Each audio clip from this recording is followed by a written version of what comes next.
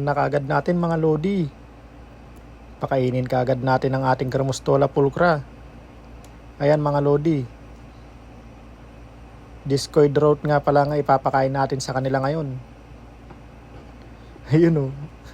Ang laki ng katawan ng discoid roats.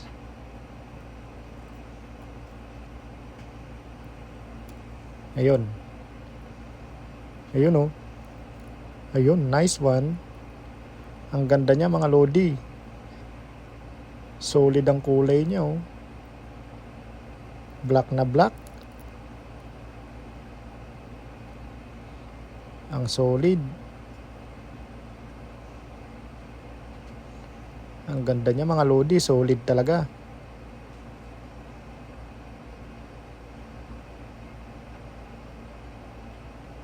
At ito naman ang ating Theraphosa apophysis mga lodi.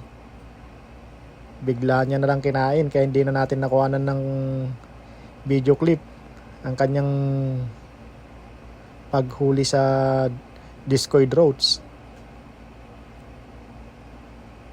Ayan siya mga lodi, ang laki niya oh. Mga nasa 7 inches na to mga lodi. Sobrang laki niya. At ito naman ang ating Serracopelma sp Santa Catalina mga lodi. Ayun oh. Ang ganda niya oh. Ito siguro ang isusunod ko sa... Hindi susunod. Ang mauuna sa magiging breeding project natin mga lodi. Hinihintay ko lang mag-mature ang ating male.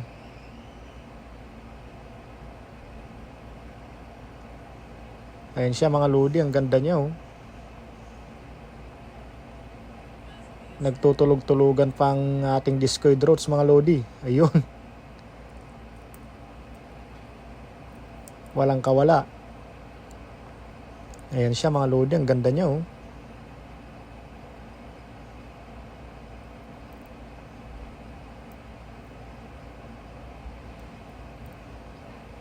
Laki na niya mga lodi, mga nasa 6.5 na siguro to 7 inches.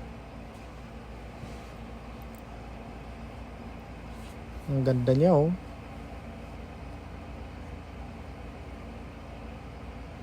Walang kawala yung discoid roach mga lodi.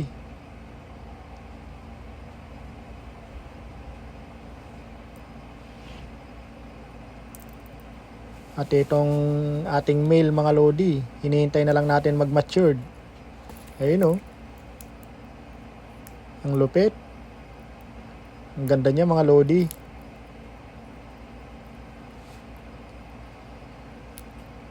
Walang kawalang discoid roach mga lodi.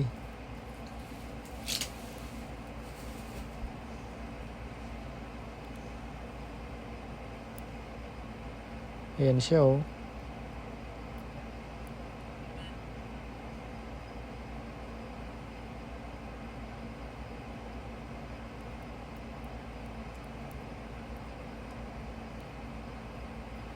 Ang ganda.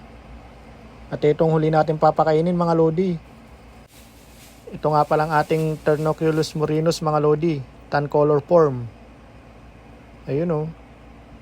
Sana nagustuhan yung video ito mga lodi. At hintayin pa natin ang mga susunod na feeding clip natin. Have fun!